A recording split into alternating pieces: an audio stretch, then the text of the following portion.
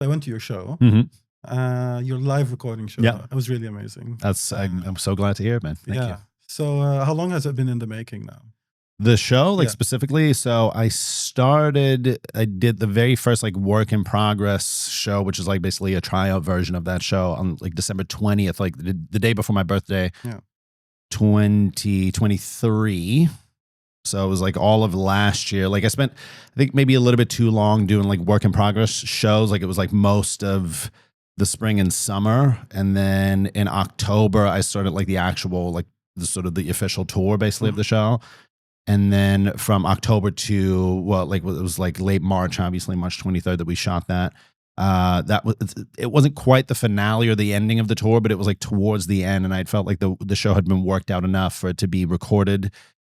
And I had also at that point, or like a couple months ago, I started feeling like I've been working on this for like, you know, the material is like even, you know, the making like even longer. I feel like several years, but like this show specifically about a year and a half.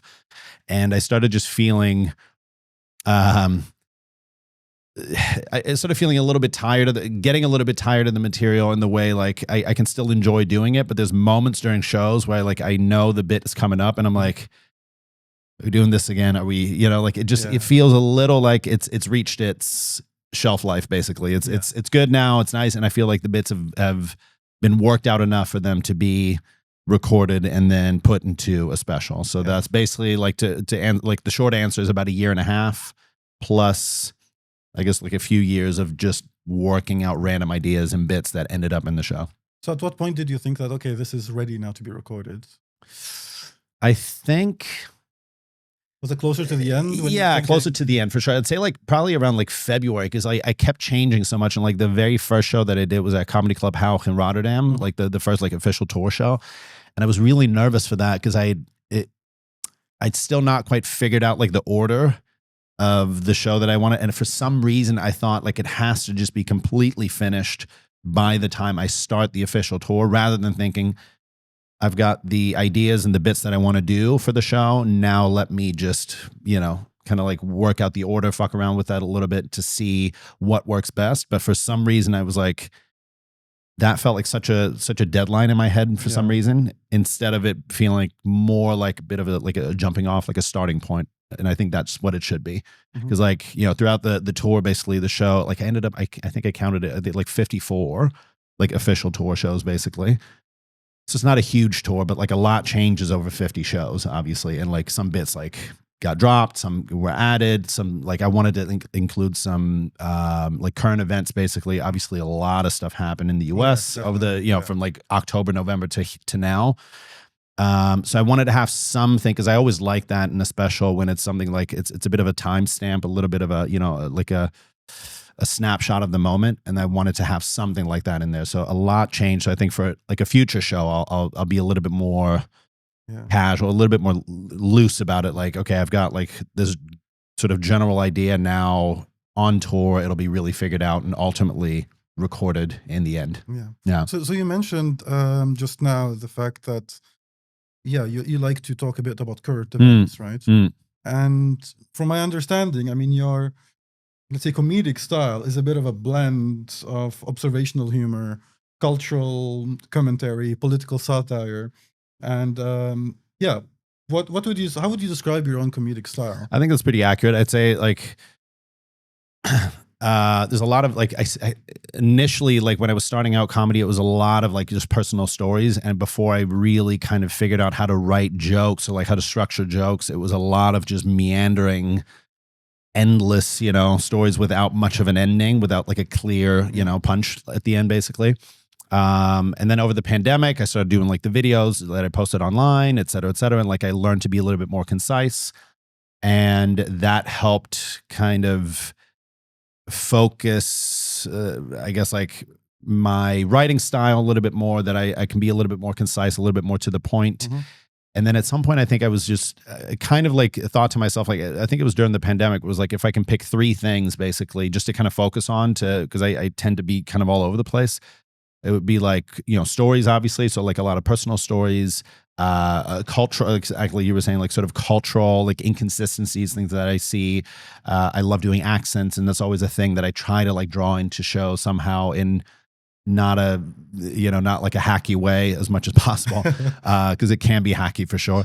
I'm just curious though. Let's say when you're practicing accents, how do you do that? Like for someone from the outside, this literally just do it during the day. Yeah. Like I literally, if I'm around, like literally that I hear someone on the street, like it's French or whatever, I was like, oh yeah, very good. Like it just literally something like that, like something small, something on a podcast, something in a movie, whatever. Like I've always kind of done that. That's something that I was thinking about this as I was like, working on the idea of how to like finalize the special. We're gonna like record something like an intro and then an outro for it.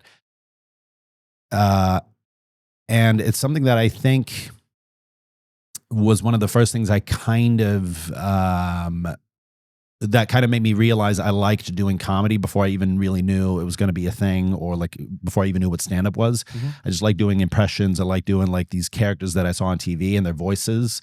And I think the voice and the voice and the accent thing are very closely related, like I just like doing voices / accents. And that's part of, for me, then under the big umbrella of like cultural touch points, like the topic of cultural differences, et cetera, that I really enjoy. And do you have, let's say, a specific caricature in mind whenever you do these accents? No, not really. I mean, I feel like you kind of maybe automatically lean into a certain character. Like with a British accent, I tend to like, like if it's one of the caricature type of things and it's not like an accurate accent or whatever, it's more like a Downton Abbey sort of aristocrat, like this is very lovely, like that, like it's just the voice kind of drops a little bit that way.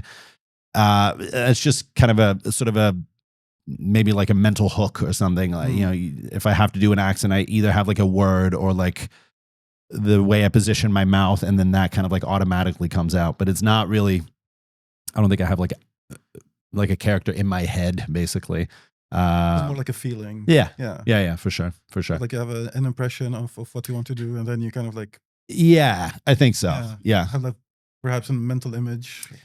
Yeah, it's like I don't know if it's like so much an image. Yeah, maybe an image. Maybe like it's like, I think more accurately, like we were saying, it's a feeling. It's just like it again with like if I do a certain accent or whatever, and I don't do them as much anymore, like the videos about accents. But I've always like had these, and people think they call them differently. They call them different things, but like these sort of like anchor words. I call them anchor. Like if you have to like launch into an accent, you have a certain word that you use that like sort of positions your mouth in the way that you can do that accent, something like that. But that's fascinating. Yeah, like, it's cool. I really like it. And I actually, like years ago, I heard that it was that. Because I don't consider myself like necessarily like a musical person. Like I can't play instruments really, or I can't sing really well. But like I remember doing some accents around someone who had a musical background, and she said like, oh, that like you actually it sort of requires like a musical ear to be able to do accents, and that was really cool to me. Yeah. Even though I don't really have like any sort of musical background or whatever, and I appreciate music, I just can't really play it. I can't produce it. Each their thing, right? So, yeah. So, but yeah, like to get back to just like the way I would like describe, I guess, my comedy, it's I guess like personal stories, a lot of inconsistencies I think I see in the world or whatever. I try to like touch on those, like, and a lot of it obviously now is politics. And I think nationality is always a very fertile ground for comedy, obviously, and it's a huge hook for people. Like as soon as I feel like anytime you put something on social media and it's about nationalities, it really draws people in for better or worse. Talking about that, so I remember when I first started noticing you, it was on Instagram, and I remember you were doing quite, let's say, some satire, the stereotypical Dutch person, right, and you got a lot of flack for that, from mostly from Dutch people, yeah. That was hilarious. I mean, which is, in a way, let's say, if you don't like someone, why the hell would you kind of even voice that? Right. I don't think I ever commented on anything on Instagram. I mean, I don't judge people who do, but I just don't feel the urge. If I don't like something, well, I just swipe up and then it's gone. Yeah. So the fact that people are so offended that they need to take the time to write something down, and to express their anger or frustration or whatever that is, it's fascinating. I think that's the reason why I think initially, obviously, you know, everyone's a human being. Obviously, you put something out there that you want people to like, and then when people don't like it, it does hurt to a certain extent, or like at least initially, it's like, it, you know, but like it also translates into views and clicks. It does translate, yeah. So but how do you feel about that? Well, in a way, good, because it's like, you know, it helps with like engagement, of course, and like it helps like, you know, grow your presence or whatever. But like, I don't ever post anything like with that intention, like, ooh, this is gonna really rile up the Dutch. They're gonna rack up the views. This is gonna be good ticket sales or whatever. Like ultimately, I want it to be funny. Yeah. And it's not meant to like, you know, offend anyone. But if I see something that's like super, like, again, sort of a contradiction, like an inconsistency, I think it's funny to make fun of. And especially with people like the Dutch, who obviously have grown up in we grew up in a very like sort of a sheltered society in many ways. Like there's not a lot of conflict in this country. Not a lot. There's been none since the Second World War, basically. I mean, there's trouble, but like, I feel I've always noticed, especially when I moved away and then I moved back, there's a like, and I still talked about it in the show. Obviously, there's like a bit of an air of arrogance to it. There's an attitude that I've noticed that apparently it surprises me almost that Dutch people don't recognize it. Like, you know, there's this sort of like inability to be self-reflective in any way. Like there's no self-awareness at all in that sense. And that's, to me, kind of funny to make fun of, but also like I do it with, you know, like Americans or whatever. Like there's, you know, stuff about Germans in there. Like a certain level of arrogance that the Dutch have. Yeah. Like an air of superiority. Yeah, for sure. And as a foreigner, I noticed that. And not necessarily, let's say, against me per se. And this is quite interesting. Yeah. Because let's say I've got a big group of international friends. Yeah. So I think, let's say my friends here are kind of 50-50 Dutch and foreigners. You've done well. Like I've heard that's pretty hard for like an international. Long enough. Yeah. Yeah, to be able to do that. Yeah. And of course, let's say the Dutch people that I hang out with the most are very, let's say, international minded as well. Yeah. So you kind of hang out with the people that you get along with. Yeah. So an observation that we notice is that, let's say, with my French friends, let's say the Dutch look down on the French. It's like, okay, you've got great food, culture, whatever. Right. But then, okay, you're kind of Southern Mediterranean. Italians, same thing, great food, but you don't have your shit together. Right. For the Greeks and the Spanish, same thing. Yeah. You're like holiday destinations. Right. You know, you got the sun and everything. Yeah, but we're better. Your economy's fucked. Yeah. You don't. You're late. Yeah. Right? You have the Brits. You got kind of some kind of like love-hate relationships there, and then the United States is something a bit similar, right? The Germans. Well, they're kind of the big brothers, so you like to... But also they can't let go of 80 years ago. It's still a thing. It's still like, these things are the bikes, right? So they need to return the bikes. Yeah. And as someone who's half Norwegian, I noticed that, let's say, when I say that I'm from Norway, it's one of the few countries that the Dutch actually look up to. Oh, interesting. Yeah. Okay. And let's say from Norway, it's like they're even more advanced whites than we are. Like, is that sort of maybe like the ultimate white people? Yeah. You know, that's my theory. It's like they're rich and white. Jesus Christ. Right? Yeah.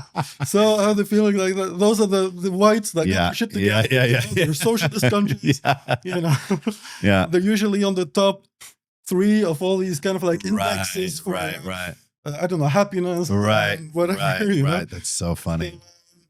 At least that's my interpretation. Yeah. I'm also half Tunisian. Okay. Right. So, and let's say if I introduce myself as Tunisian, you notice a difference. Have you tried both? Like, have you and like consciously you try to like you sort of test it out? Really? Yeah. Okay. The sad thing is that you can't really test it out scientifically with a same. Sure, you don't have like a control group. You don't really know, right? But you know, you kind of like, oh, these Dutch, they're similar. And I think, let's say, culturally, I tend maybe a bit more towards the European side. So then, let's say, if I just don't feel like having let's say, telling my life story, I'm like, I'm Norwegian, and then it's kind of. You get a nice reaction. It's like, oh, okay, that's accepted. Cool. Yeah, got it. Accepted, and then moving on. You know, and it's something that I tend to share maybe only with people that I might see again. Yeah. Because you don't want to be like, I was born there, and then it's this, and then it's around, and I mean, so where were you? But like, what's usually like where were you born? Was it in so I was born in Tunisia. Tunisia, and you moved? And then I moved to Norway when I was about 2. Got it. Then Okay. back to Tunisia for my high school years. Okay. Oh wow. So you've got like Yeah, it's almost very like, yeah. So I like got big both. memories in both countries, like conscious, like awareness of both places that you Oh, were. definitely. Got it. Yeah, Cool. yeah. And then back to Norway for university, and then I lived many places before I landed here. And are your parents like one of each, like Yes. Norwegian, Tunisian? Okay, cool. Like So my you mom is stereotypically Norwegian. got it. Yeah, and my dad is stereotypically like Incredible. North African, Mediterranean. Incredible. Yeah, Nice. It's just and they get along for the most part. Great. Which is pretty cool. Nice. Yeah, so I love that. Like, you know, it's one of the, like, you know, obviously I joke about it in the show as well, like that I'm from a multicultural background, and it's like, basically it's just my heritage. It's not like I didn't grow up in the house with like multiple cultures, but it like, there's something so cool about living in a, especially in like you probably, I don't know if you identify as such, but like sort of a third culture person, maybe not as a child, but like especially that you moved, like that. Because you know? identity is a big thing, right? Yeah. So who do I feel closest to? Yeah. And you get also that question all the time. So you more this, so you more that. Right. But then I think, let's say, the conclusion that I reached is like I'm both and neither at the same time. Sure. Yeah, I can see that. Right? So Yeah. I tend to think that I'm got the best from both worlds. Yeah. Maybe that's a bit optimistic, but I don't know. I mean, but at the same time, like I don't need to be part of anything. I'm just me, Right, okay, with right. that, you know, Yeah. that's what matters in the end. I feel like it's also like, especially living in you know, in the US for me, like living abroad for the first time, like right after high school, it was, for me, it was really fun because I felt like being from a different culture, you already have, you know, you have a bit of added, like, so to speak, like to put it in a different, like in a way, for lack of a better term, I guess, like you have a bit of added value, a little added interest or whatever. There's already like a hook for people to kind of give them a reason to talk to you or whatever. Like, you know, especially I feel like as an 18-year-old, obviously I was like super angsty and whatever. Like it was, you know, my first time, like, you know, being full-time in the US in a place where like I knew nobody and I was trying to play basketball and everything. So there was a lot of stuff happening that I was trying to like, sort of be part of. Yeah. And I always thought it was really fun to be able to like talk to people who've never been to your country about that place. And especially, obviously, there's always these stereotypical questions in the US specifically, because there's just very little awareness of anything outside of the country, like maybe even the state, but especially the country. And like, to me, I always felt like really comfortable being in a place that I wasn't born in because I chose to go there. I don't know if you feel that way, like coming to Amsterdam, but like I liked being away from my home country in a different place, feeling like I was able to integrate into a culture, but also maintain my sort of like my difference from the people, like the native population or whatever of the country. Makes sense. I mean, I don't think I have that per se because I never really. I mean, what's home for me is different, right? It's kind of all over. Yeah, like it's a little all over. Yeah. So then I don't necessarily have that. So I kind of feel at home most places where yeah, I that's feel cool. comfortable. I feel like you learn that as you move around. Like I don't know if you moved around a lot, but like every year in the US that I was there, like, you know, again right after high school, I moved to a different apartment and or city or whatever. So it was always like, you know, it was never like I was basically in New York, like where I ended up last. It was like I was there for 3 years, and that was the longest I was in any one place. But it was a lot of just moving around, like getting used to different local cultures or whatever. So at some point, like exactly like you're saying, I feel like you find ways to integrate very quickly in your own way, like not necessarily fully assimilate, but at least integrate into a life that you are comfortable with, and that it makes you feel at home very quickly. Yeah, that's nice. That's exactly that. I mean, it's just about finding your way of acclimatizing. To your surroundings. I guess like that's better. Acclimatize, like instead of fully integrating. I think. You said it better than I did. Yeah. So, have you always had this accent? Let's say the American sounding accent. I think it just like happened after I moved to the US. Like I learned English from my mom. Like she taught me a lot of English growing up because she was a flight attendant. You know, she worked for KLM for a really long time. And I think, you know, just the accent thing also like being, you know, sort of, I guess, part of my brain or whatever. It's always been a thing that I like doing. So listening to American music, watching movies, et cetera, like I think I picked it up. And then I moved there thinking I spoke really like, you know, like my English was really solid. Then I got there and I was like, Jesus Christ, like it's completely different. There's a regional accent. There's There's slang, obviously. There's like, you know, it's not a dialect really, but it's just a certain way of speaking, especially like Midwestern US, like in sort of the countryside of Illinois. It's very different from like New York or LA or the South or whatever. So it took me I'd say about like a month to really feel comfortable. And I remember like being in school and not being able to like take notes as the teacher, like the professors were speaking. I remember this moment, like I had to really like look at the professor, then quickly take the notes and look at some kind of disconnect there. There was a disconnect. Like if I wasn't looking at them, I couldn't quite keep up. And so like, I think after about a month or whatever, like that kind of went away. And it was just one of those things where like you're sort of submerged in this like local culture. And I think that sort of just sealed it off. Like, and I kind of picked up the local accent. And then I remember like my mom's best friend, like she's actually from around here, but she's lived in Michigan for like 40 years. I called their house and I spoke to her husband, who's from the U.S. And like, so he picked up and I was like, "Hey, it's Roger."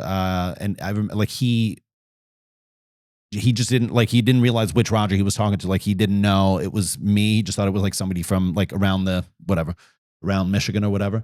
That was quite the compliment. And it was like a nice little I remember that being like a thing like, oh, okay. Like I sort of feel like I really got I got rid of all the traces, I guess. And I don't know, like integrated, acclimated, whatever, assimilated. All right. Yeah. So to all the haters out there that are criticizing you for being a foreigner, right, that's critiquing the Dutch, you're actually Dutch yourself. I am Dutch for sure. I was born in West here in Amsterdam. Oh, nice. Yeah. So I just didn't grow up in Amsterdam. Like, you didn't? No, just right outside the city. Like there was like a couple different places. Almere was like where I spent the longest. Went to high school there, and then after that left, and then I came back almost 10 years later, and then moved to Helsinki for a little bit because my ex-wife, now like my ex-wife, like we were together then, of course, like we moved to Helsinki. She's from Finland. We were there for 6 months, and then I got offered a job here in Amsterdam, and then we moved back. Well, so in love your 2016. Finnish accent in the show, by the way. That was like spot on. It's so nice. Like and it's funny because obviously, I've done that show. Like I've done the show twice now in Finland, and I've done that bit in Finland. And it's nice to me that it connects with Finnish people or like the locals there, especially I feel like the internationals who live in Finland. But it's, I think one of the funniest accents I've ever heard, like funny in a really good way. And the people also, like I love Finland, like Finland in general, like the country, but also just the Finnish people. It's just great. It's nice. So it was fun for me and like kind of important also like to keep that in the show in some way. I mean, it was one of my favorite parts. Cool. I like that. Yeah. Nice. Yeah. No, it resonated. I mean, of course, Finland is not Scandinavia, but we're close. There you go. Of course. Yeah. How long were you in Norway for, like during your childhood? Like how many years did you spend there? Good question. Maybe like 10 years. Okay. Total, so a significant amount of time. Yeah. Yeah. Like that. Yeah. So I feel pretty. I could imagine it like, because how old were you when you moved from Norway back to Tunisia? It was maybe it was beginning of high school, so that's rough. That's got, or at least I could imagine, like because you're obviously you have friends that you hope to, I don't know, like take from sort of elementary school to high school with you or whatever. I don't know if that was the way for you, but it was definitely that way for me. I mean, it makes I mean, it's difficult moving around this much. And even in adulthood, it's difficult. Yeah. So I've been a bit all over the place. I mean, I lived in the UK, I lived in China, I lived in really Australia, wow, a lot of different places before landing here. So you get tired of moving eventually. Sure. Yeah. And I guess that's why I've been stuck in Amsterdam now. Yeah, there you go. So, but I love it here though. It's cool, man. Yeah. Nice. It's pretty cool. So how did you end up in doing comedy? Like, did you always know that this was a calling for you? I think I think as a kid, there was like just I don't know, like I wouldn't call it like a desire, but I guess like sort of an urge to like, do these impressions or whatever, do these like voices and accents or whatever, like, basically just to make people laugh. I remember like that. So you had an urge to be funny. Yeah, for sure. Cause there was this moment, I remember like, I don't know how old I was, but there was this TV show, like sort of a sketch character TV show on TV here And one of my parents' friends would always ask me to do one of the characters. Like he had like slicked hair, like slicked down hair or whatever. And he had like a certain voice, a certain like kind of a, very caricature-ish way of speaking. That was a Dutch show, yeah? Yeah, it was a Dutch show. Paul de Leeuw did the, like he's a Dutch like cabaretier, I guess, like, on TV, a personality. And he did the show. I forget the name of the character, but it was one of the characters that I just really thought was really funny. And I would do that for people coming over. And I remember she would always ask me and they would always really like it. So there was this thing where I noticed like it's really fun to make people laugh. And then it wasn't really until I saw Eddie Murphy on TV, like, I saw Raw, like the obviously one of the famous specials. I remember seeing that on TV. And is that the one where he's like in a red suit? I think it's the purple suit, like purple suit, like the Delirious. Am I getting them wrong? Yeah. Maybe Delirious is the purple suit and like Raw is the red. I forget which one, but anyway, I think it was Delirious and it was the purple suit. I remember also just being like, what the fuck is he wearing? Like, this is absolutely like, I think it was like 13 or something. And I had my TV in my room for the first time and it was like 1 a.m. And I think it was, it was only a couple things on TV, obviously. And Eddie Murphy was one of them. And I remember just like then sort of like seeing stand up for the first time and being like, oh, this is not really immediately where I was like, man, that's what I want to do, but it was really cool to me and it looked great. And I remember laughing laughing a lot, even though I couldn't really understand everything he was saying because, I just didn't like have the level of English. But it was just a thing, like the energy or whatever, that was really fun. And then ultimately I got into design. Like it was, was playing basketball in the US and it was either going to be basketball or art that I was going to do. So then graphic design came up and then for some reason, and this is still a thing that I think about quite a bit, like I felt like I had made this decision to do design and that was it. Like I could not deviate from the plan, even though I wasn't really enjoying it as much. Like I love design, but it's not something I feel like I want to do full-time every day, all day until I'm like, 70 or whatever. So you kind of like decided on the direction. Yes. Yeah. And then I had been thinking about comedy, like whether it was like improv or whatever for years. And I've been writing out ideas. I just didn't really make the jump to get on stage, I guess. And then... So you did some improv, but not on stage? So not until I moved back to Amsterdam. Like I wanted to do an improv class back in New York. Like I got that for my birthday. And then that ended up getting canceled because I guess like there weren't enough signups or whatever. And like it was going to be during the spring before I left. But I'd wanted to do it for years. I just didn't really, I didn't really find that like the courage to actually go through with it and get up on stage. And then as soon as we moved back here, I took a class at Boom Chicago, like a 10 package improv class.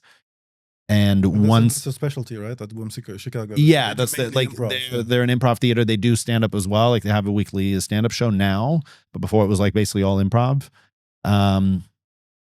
Took those classes, and at the end of those classes, one of the cast members said, "Hey, like we're forming an improv group or whatever. Would you like to be part of it?" And that I remember being this, and it was a small group, and it wasn't really anything big. We didn't do any massive shows, but I remember that being like, I think it's like, holy shit, like somebody's actually who's been in this thing for a long time. So that you have some acknowledged, some talent. Yeah, some talent, some ability, and then I remember thinking, okay, if I'm okay doing it without any written material, just fully improvised, I should be fine doing it on stage with material, like written material. And then like I was in New York that summer of 2016. I was just back visiting, and I signed up for the first open mic I ever did, and then that's how it started, basically. Where did you do that? At Stand Up New York. So it's this club in the Upper West Side of Manhattan. Yeah, Upper West Side.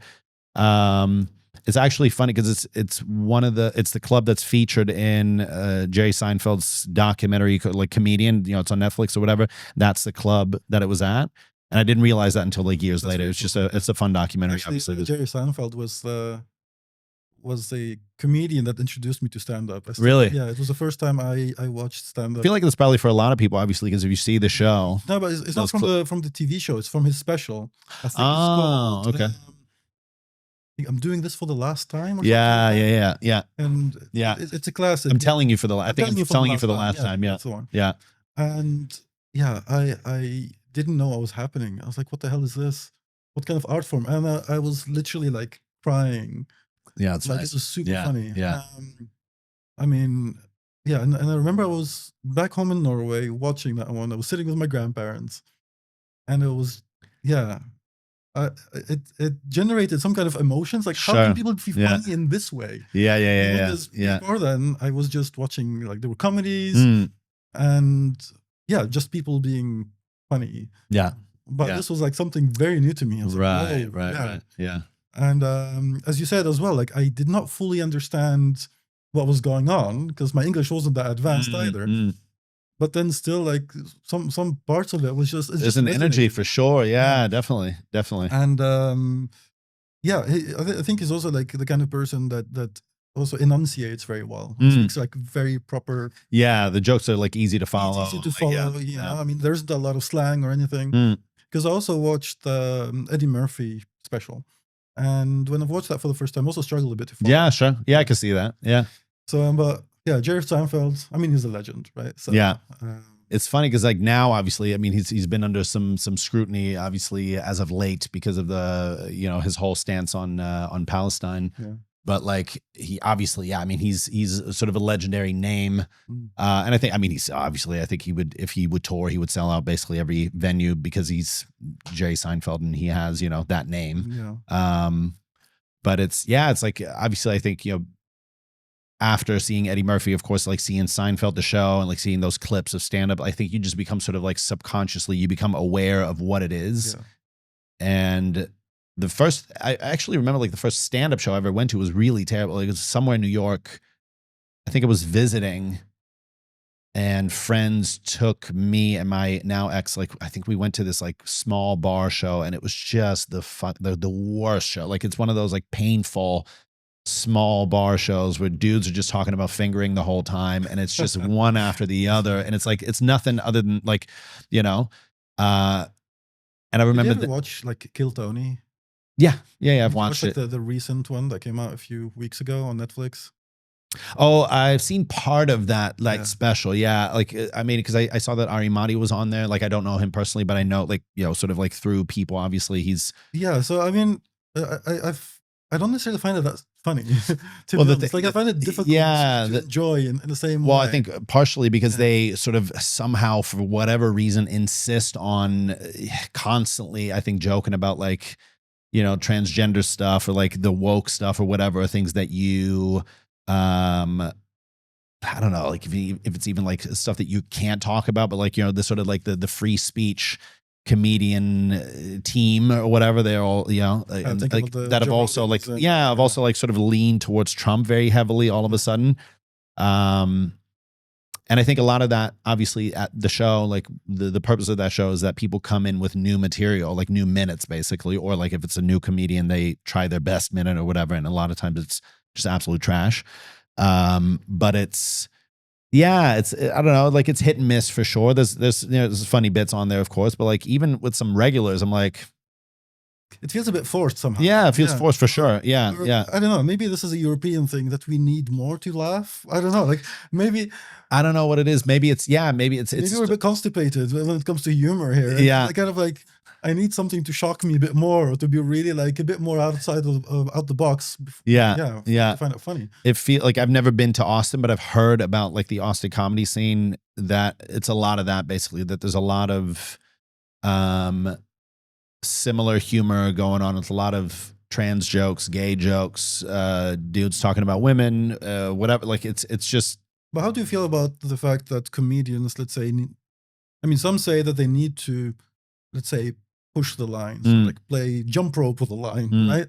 So because they're kind of the last bastion of free speech, right? So they like to say, so they like to say, yeah. But then again, how do you feel about that? About people feeling they have to like sort of push that line or push the envelope or toe the exactly, yeah. I don't know. I mean, I think I feel if it's something that you do well, obviously it's it's easy to say that, but like if you do it well, then of course do it. I feel like there's comedians who do an amazing job of like addressing really heavy or like dark subjects. Anthony Jeselnik is one of them. Like he's, I think, one of the best comics as far as like he has such a like pronounced style, like a very clear, you know, persona on stage or whatever, like a very clear writing style, and it's really, really cool to see. And he does, you know, a lot of like dark stuff, obviously, a lot of like heavy material. I think if it becomes pretty obvious when people, like when somebody does it just to get a rise out of people, just to shock people. I'm not huge on like shock comedy personally. I don't know, like it's just not my thing. And I'm also, it's not something that would come naturally to me to like want to say something that will shock people for the sake of just jolting their system instead of like, I like what you mentioned earlier about, let's say, you're not out to offend people. Yeah, exactly. I think if the intention is to offend, then you kind of lose the battle. Like I feel like if the intention is to find a way to joke about something, to make something that's really hard to talk about, if you find a way to like, what's the word? Like if you find a way to make it, goodness, I'm trying to think about like trying to figure out like an entry point to a sensitive topic. Basically, if you find a way to make it possible for people to like cope with it, to talk about it, whatever the heavy subject or whatever the dark idea is, I think that's really interesting. If it's well written, if it's well constructed, and if it's well thought out. But if it's just I'm a dude, I was born with a penis, and if you weren't, then you're a gal no matter what, and whatever, like, and that's kind of shocking, obviously. It's a little bit lazy, and obviously the way I'm even doing it is like pretty softball, but like it's just, to me, it's not fun and it's not really interesting. And I think if you find a way to make people laugh at something that they wouldn't otherwise laugh at, that to me, whatever the subject is, that to me is really interesting. That's cool. And I think that's part of the art form. Yeah. And how do you feel about, let's say, that some of the biggest names out there are actually like more on the other side, or a bit more right-wing, right-leaning? It's weird to me. It's odd. Like, you know, I guess like you can be whatever, you can be conservative and be a comedian. I'm not saying that like you should all be, or like every comedian should be liberal minded or whatever. I think there's a lot of, you know, cool comics that have always been sort of like more conservative. But it's surprising to me that people have like sort of rolled over and like sort of rolled on their backs for Donald Trump. Like, for example, when, you know, a lot of like big comedians had him or JD Vance on their podcast. And it's interesting, but like these are comedians who usually make fun of people, like make fun of people, like they at least sort of, they push back. There's, you know, sort of an element of like them kind of, I don't know, like, how do I put this? Like, basically what I felt like the way they usually treat their guests is the complete opposite of how they treated him when he came on their podcast. He was just, they kind of let him speak freely and just there was no pushback at all. Yeah, I mean, it's interesting to see, let's say, how comedy evolves as well. I mean, maybe not stand-up per se. I mean, stand-up also evolves. Sure. Yeah. I think if you think about someone like Jim Carrey, if he does, let's say, his characters that he did, let's say, in the late 80s and the beginning of the 90s, that doesn't really work anymore. Like, if you think of that kind of comedy. I don't know, like, like all the characters off the top of my head. I feel like characters, but I mean, it was very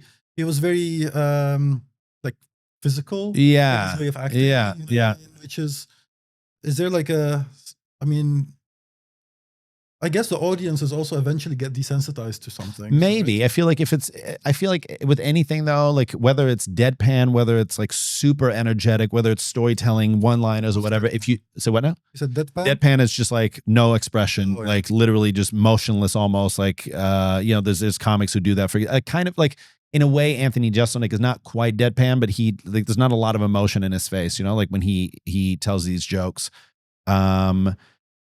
You've got like so many different styles of doing it. I think basically if you do it well, people will like it. Like there's, you know, the super energetic style that Jim Carrey had, or like the characters or whatever that he would do.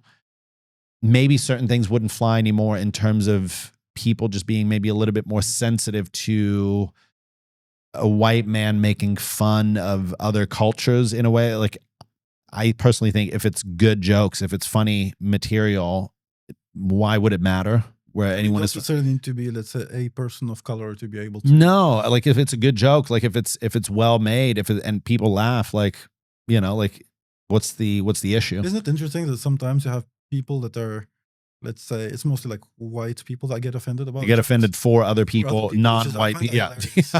it's a lot of times that. Yeah, for sure. It's like, whoa, that's not your problem. That's not your battle. I don't know if it's white guilt or if it's something. If it's like preemptive, like, hey, I'm not one of those. I'm one of the good ones. Like, it's a little like, in a way, it's sort of it kind of has that with the cultural appropriation as well. I think maybe that, because it's like, it's, you know, people have become more aware of it, that they're worried about like being called out for cultural appropriation, or like, I don't know, making fun of another culture, and they don't want to be perceived as such. Like, I don't know. I think in a way, it's kind of almost like it's kind of insulting to like be, like assuming that people can't take it. Exactly. To be offended for someone because they must not be able to handle the joke. It depends on the intent as well, right? Of course. I think everything does. Yeah. And I mean, you can make a mean joke, or you can make a nice joke. Exactly. It's kind of like just lighthearted joke. Right? I think if people are aware of the intent, and I think that's part of the I guess like maybe the art or whatever, like that's part of the hard part, I guess, of comedy. How the delivery of it. The delivery, and like being able to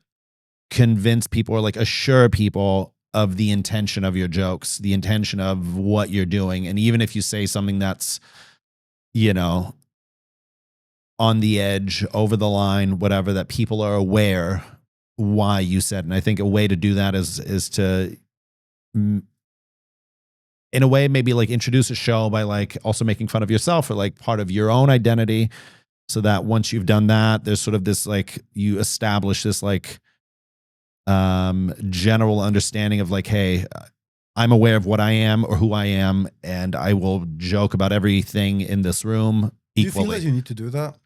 Let's say, is that part of building up a joke like that? You need to kind of like make fun of yourself first, and then it allows you to. I don't think you need to necessarily. I think it kind of also depends on if people are aware with who, aware of who you are, and like they are familiar with what you do. There's a lot of, you know, touring comics who already have an audience, and people they know who they're coming to see. Well, how much time do you like spend thinking about these things? Because let's say you have also two different types of groups within the audience. You have people that have seen you before, and there are always people that are seeing you for the first time, right? Right. And do you kind of like try to adjust, let's say, your jokes to that? Yeah, I think so. I try to, because you cannot always assume that everyone are seeing you. No, I assume that nobody's seen me. Yeah. Like unless it's like at my own show, like at a tour show that I've promoted and people specifically bought tickets for that show. But even then, I sort of assume like, okay, well, half the audience probably came with their partner or with a friend. Who they may have never seen anything that I've ever done. So like I sort of assume people still need to get to know me, and especially at like just a club show where like I do like, you know, a 15-minute set or whatever. I never assume that people know anything about me. So I try to at least like establish a baseline identity. Yeah. That they at least know who they're seeing or whatever. And I think that's one of those things I feel like you learn as you do comedy more. Like you have to win over the audience's like trust a little bit. You have to, you know, they have to be confident in that you're not absolutely shit, or like that you're not like you're not there to make fun of people, but that you make jokes about things that you see or whatever, and that you, I don't know, your intentions are in the right place, I guess. Like that's maybe a short way to put it. Yeah. So I do spend time on that for sure. I think especially in a new city also, like if I do club shows elsewhere in London or whatever.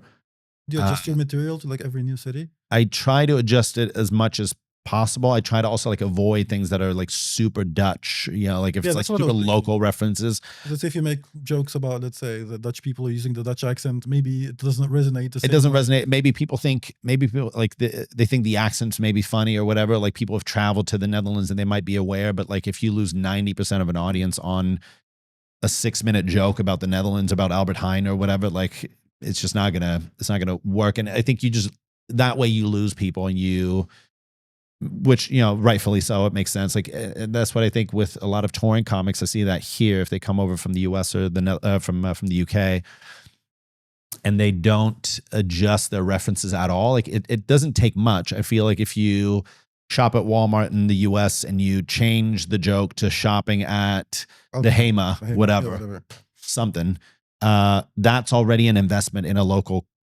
audience, and they might feel, okay, like this person's from elsewhere, but they know about us. They've invested at least a little bit of time into. Yeah, it makes a difference, right? I mean, I think so.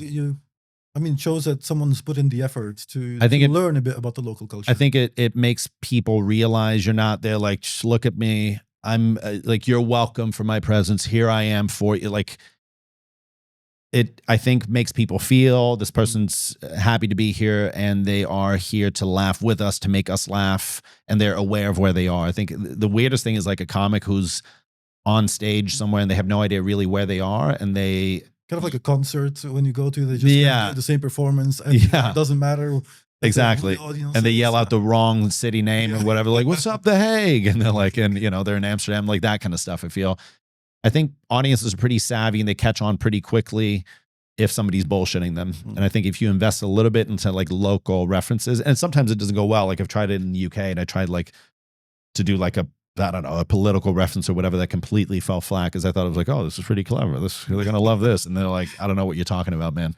But it's, you know, it's at least you try. I think that's an important part for sure. Yeah. I guess the audiences can be forgiving and if you try it, I think so. You're also there for a very short amount of time, right? I mean, I mean, let's say you haven't lived in most places you're visiting, right? True. You're there. True. You've been there on holiday, perhaps. Yeah. You're there for a couple of days, maybe even just for the day. Right. Yeah.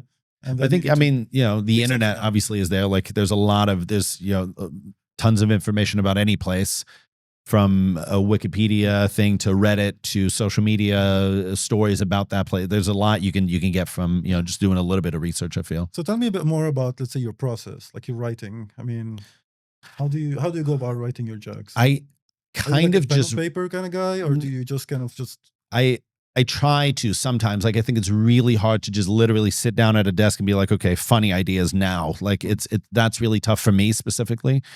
I write down ideas throughout the day in my phone. Basically, I just have like the notes app open. I write down the ideas, even if it's something like super random, like lettuce looks like an old lady, whatever, something like that. It's just if you have an idea, that like just put it in your phone. It's obviously that's the most ridiculous thing, but like at least you don't forget the idea, because I think every comedian's had that before, where like you think of something and you're like, I'll think about that later, and then you forget it and it's gone forever. So I try to just jot down the ideas in my phone. If I have a fully formed idea, I'll write it out. If not, I'll get back to it later and try to connect it maybe with something I've thought about before. There's other, like, you know, there's going to be old material that never really worked that somehow maybe gets new life because of a thing that happened last week that you can connect it to somehow. And then I try to. So does that mean that you, let's say, that you're, let's say, picking up things? Yeah. Let's say during, your daily life. I think you just look around, you notice things, you hear things. Yeah. And then do you like dedicate specific time to kind of like work on that once you've kind of collected all these bits and pieces? Yeah, I would say like every single day, I try to for sure like set aside time just to work out ideas, because I think it's one of those things. I'm not like naturally very good at writing concisely. And I've tried to, you know, I think like I've gotten better at it over the pandemic and whatever, because, you know, I was just doing like these short videos and whatever, and that helped me kind of be a little bit more concise. Does also mean that you're like permanently or always turned on? Or yeah, I think so. I think that's a thing as a comedian though, like maybe not for every comedian, but it's hard to not think about, like if it's, especially because it's hard. I think people know how difficult it is to like work out new material that's good. A lot of it is just really trash, and you try it a few times and it doesn't really work. That's, I guess, like also part of the like the ideation of like the creation process, where you have an idea, and however fully formed it is on your note app or in your notebook, like you take it on stage, and that's where you feel enough pressure to like make it work somehow. And that's what I really like as well. Like just that idea of like you have sort of a basic idea, and then you take that on stage and you see what happens in the moment. Because I feel like if there's a pressure to make people laugh, your mind starts like, you know, connecting and clicking in different ways. So I like that a lot. And I think for sure you're kind of just on all day, for sure. I mean, it's kind of fascinating, like to think that it's one of the few art forms where literally the audience dictates the Yeah, art to a certain extent, right? Yeah, for sure. Like there's I guess like there's the saying or whatever that you're sort of evaluated every, what is it, like 10 seconds, every 6 seconds or whatever. Like you try to, do as many jokes, obviously a minute as possible. That's always just like, I feel like this is sort of golden rule of like, if you're a headline comic, like you need to have like, 6 laughs a minute, so every 10 seconds or whatever. That's sort of the ideal. I don't know. Like sometimes something just takes a little bit longer to set up. Obviously, behind that. There's a calculation behind it for sure. Yeah. Which basically comes down to word economy and like not meandering with a story like I did, especially at the beginning. Well, you have some comedians that literally really like to build up a story. I mean, if you think about someone like Dave Chappelle, for instance. Yeah, or like Kevin Hart, like they're storytellers for sure. Like Dave Chappelle has like very long bits, obviously, but there's the thing with him having a 30-year, 40-year, whatever, however many years it is now, history of an audience being like, okay, he's that guy. He's funny. He's got like, no matter what happens, we're along for the ride. Patient. Yeah, for sure. That's he's gonna nail it at you the can't end, eventually. Like, as a first time like open mic comic, you can't launch into a 6-minute story about like whatever. Like how many minutes do you get as a starting comedian? It kind of depends. Like some open mics are like 3 minutes, some open mics are 5. I feel like here we get very lucky because very quickly you get up to like 8 or 10 or 12 minutes. In Amsterdam or like in the Netherlands as like an international act. I feel in the US or the UK, it's like a much bigger struggle to get to longer sets. I think you get like 5-7 minute spots maybe after, and then after like a couple of years, you kind of like work up to longer spots. Yeah. But I think here it just goes a lot quicker because there's less competition.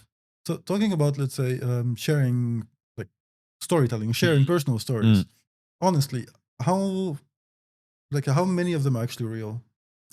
For me, everything is real except some details will be either swapped or like, embellished to make it funnier. Like if something where you take like some creative liberties. Yeah, for sure. Like, for example, like my the Finnish bit that I do, like I do the accent very heavily. She doesn't speak with a Finnish accent like that, but it's Finnish people who speak with an accent like that who've spoken to me. I've had these conversations, and so like that.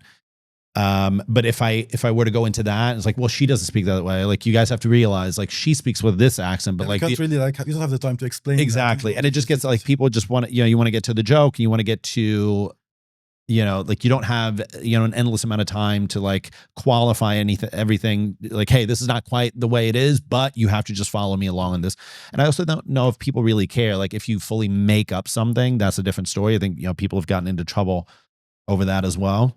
But it's sort of like assumed or sort of like, I guess condoned by comedians and audiences. Like if you embellish something to make it funnier, if it's still based on true events, I feel like that's within the realm of like, possibilities. That's allowed. Like just making things up from.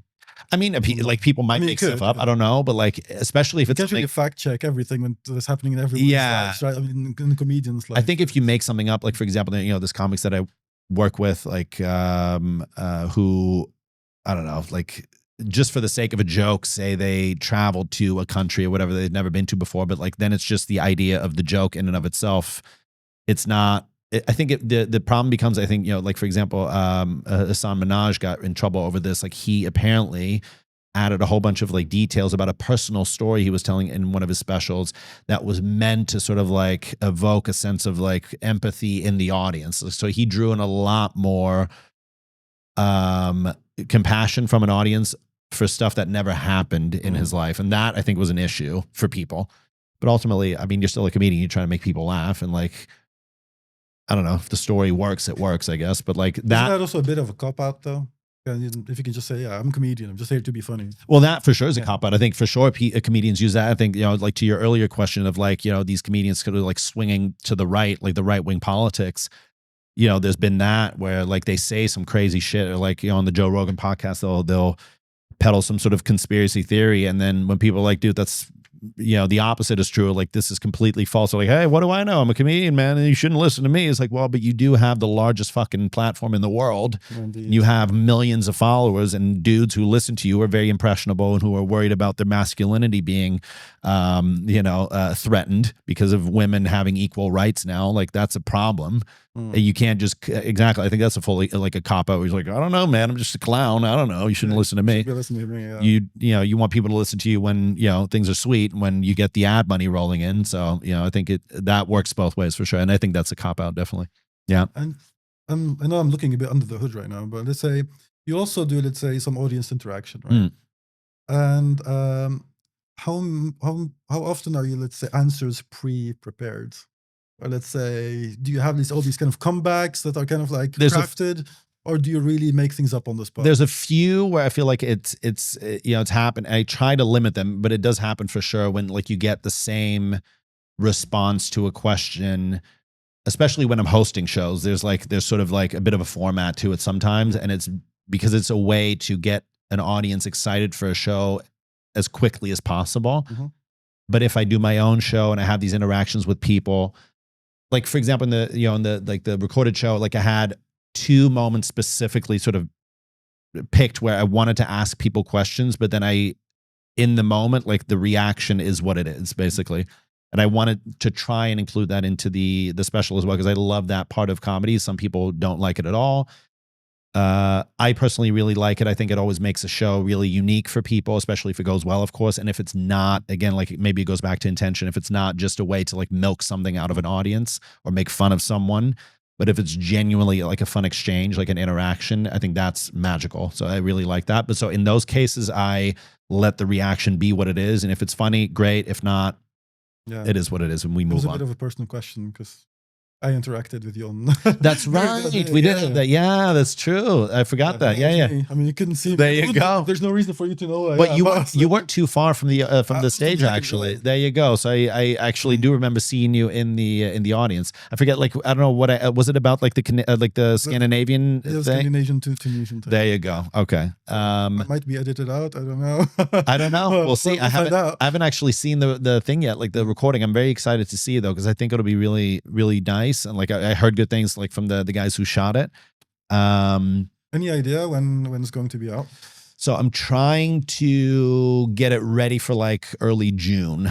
Yeah, I've got like one big show in Eindhoven on June 1st. It's like on a Sunday. That's like going to be sort of the big finale of the tour, like especially like for the Netherlands. There won't be any of these shows anymore in the Netherlands after that.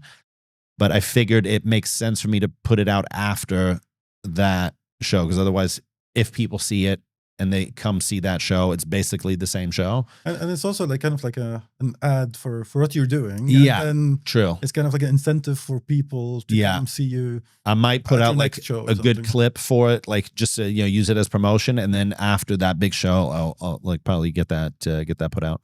Cool. Yeah. Yeah. Another thing which has been tickling my mind for a little while. So you're Dutch and we're in the Netherlands. Yet you chose to do comedy in English. Right. I mean, you could have gone the easy route and just cater to and do it in Dutch, you mean? Yeah, and I mean, you have the audience there.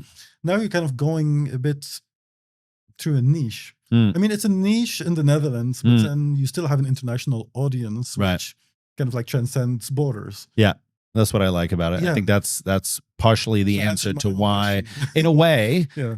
Because, well, when I started thinking about comedy, I was still in the US, and it was always a thing, every comic that I liked, apart from a few like Dutch ones, obviously, there's a few that I always really enjoyed, but like every comedian I watched was either Australian, British, Indian, whatever, like, but everyone spoke in English. Like it was always in English. And I feel like it's a nice unifying language for a global comedy audience. I think it's great if people do it in other languages. For me, specifically in Dutch, it kind of limits the scope of just maybe the scope, the scale, whatever you want to call it, of the audience that you potentially could have. I like the idea of also addressing like an international audience. It's one of my favorite things about comedy, to be in a room with people from all over the world and somehow figuring out a way to like agree on something enough to laugh about it. So those two things are like really important to me, like the, you know, sort of the international audience and being able to go outside of my home country, outside of the Netherlands, or maybe outside of like the Netherlands and Belgium and maybe, you know, the Dutch Caribbean or whatever.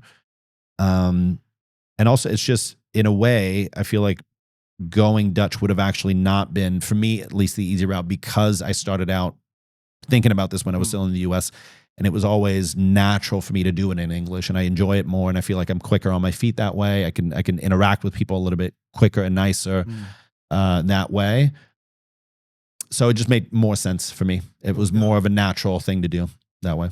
Yeah, and I guess the internet is a great equalizer, right? So I think so. Yeah. I mean, in a way, you also have access to the world. You have access to everyone, exactly. Well, like not everyone, but like a lot of, a huge audience for sure. Yeah.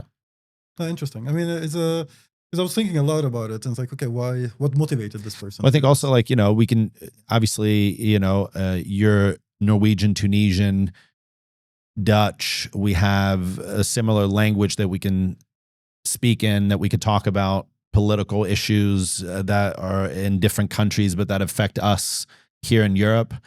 And that to me is really interesting. Like if you can do that with people from all over the world and talk about these issues that bother me personally, or that, you know, like affect a lot of people on a grand scale, I think that's cool. That's really interesting. Got any favorite places to where you do comedy?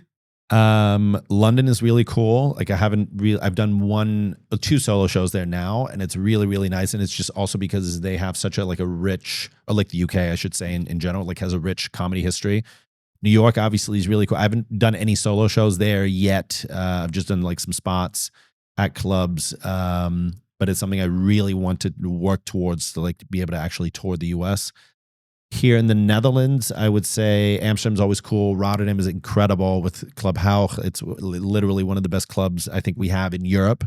And Eindhoven's always really fun because there's an international group of, like, an international community there. And for some reason, I think people always come ready to watch comedy, to laugh and to be energetic. And it's great. It's really cool. So Eindhoven is definitely, here in the Netherlands specifically, a really fun place to do comedy. That, like, yeah, it's great. Yeah, I should check it out. There's a lot of internet, like there's just like these sort of multinational, like corporations or whatever, like international companies that are based there or around there. So in terms of comedy, who do you look up to? Do you have a hero of some sort? Not one. I'd say, like, you know, of course, like the early Eddie Murphy was definitely one. There's a lot of people I look at now for different reasons. Like there's younger comics like Sam Talent, for example, who's incredible. He does a lot of just sort of, it almost seems like completely stream of conscious type stuff, but it's really well written and really well, like, thought out. But a lot of it is also just made up in the moment. It's really, really cool.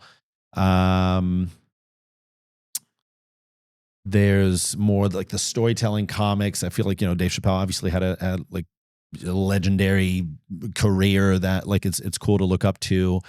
I actually just watching one of Mike Epps' specials, and just like his style is completely different from, for example, a guy like Anthony Jeselnik, who's like really tightly written, very, you know, super tight jokes. Sometimes there's a bit of a story build up, but there's a lot of, you know, the bits are very, very tight. And then, for example, Mike Epps just kind of goes all over the place, and it makes me laugh. So like, it's so hilarious the way he interacts with an audience and the way the stuff he gets away with. And it's interesting that how you like really into these two very different, completely different.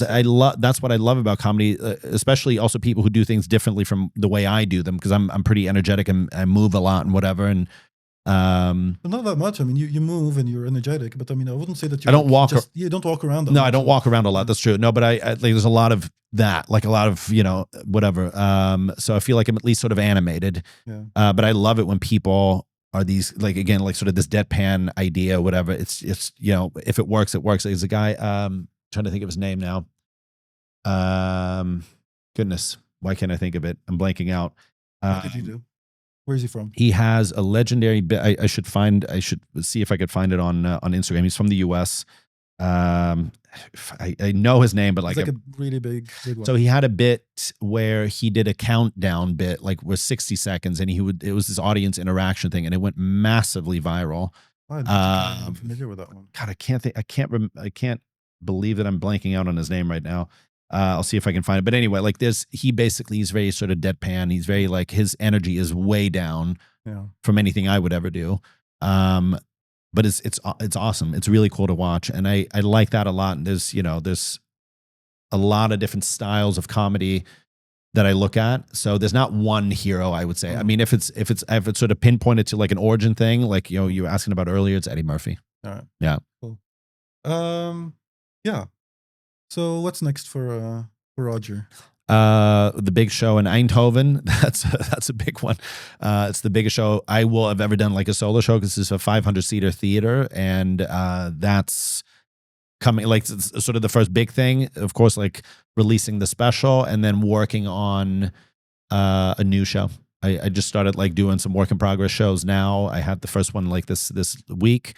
Where it's completely new material, some things that haven't really worked in the past that I've tried to completely rewrite and see if I can attack it from a different angle, and just working out that idea over the next, I don't know. How does that work for you? Is that like you have like a, I don't know, like a notebook, and then you kind of read things from the notebook? Yeah. So like when I go on stage at these work in progress shows, I have it written out. Like I have the bits sort of bullet points, and then I'll have like notes about these bits if I want to, hit a certain point that I want to not forget. I'll have that on stage with me. I remember years ago I went to the show of Louis C.K. before he got cancelled, and at the end of that show he said he did like 15 minutes. I was like, yeah, I'm just gonna try things out, and then he pulled out, let's say, a notebook. That's great. Literally started reading things. Notebook, and taking notes on the spot. Yeah. Is that something similar to that you'll be for sure? Yeah, I like don't quite take the notes on the spot, but it's definitely that where like you have these ideas written out. And the funny thing about this is, I think also when you see like an experienced comic do this, like you notice all of a sudden there's a change in the rhythm, the change in the way they speak is like the bits that have been worked out. There's a rhythm to them. There's a cadence. There's everything is figured out. But when it's completely new, it's so open and it's so loose, and so there's very little that recognizable rhythm that you would see in a guy like, for example, Nate Bargatze is also like, he's a very clean comic, also a little bit more deadpan or like low energy. But I heard this about him. Somebody went to his show, and then he has a certain cadence with which he speaks. But then when the new stuff came out, it was just his normal speaking voice, basically. That's kind of interesting. So for sure, it's in a way, it's similar to that, and it's a very fun thing to do, but it's also a little nerve-wracking at times. But I think if you trust in your own, ability to make something funny in the moment, and even if it doesn't work, you kind of figure out a way to make that moment funny, the fact that it didn't work. I think that helps a lot with just finding the confidence to keep going up with new stuff as well, with new ideas. Wait, shall we wrap it up? Let's do it. Let's wrap it up. Thank you so much, man. Where can people find you? Instagram is the best way, at Rogier Bak. So ROGIERBAK, or my website, rogerbak.com. All right, cool. Thanks so much, man. Thank you, everybody.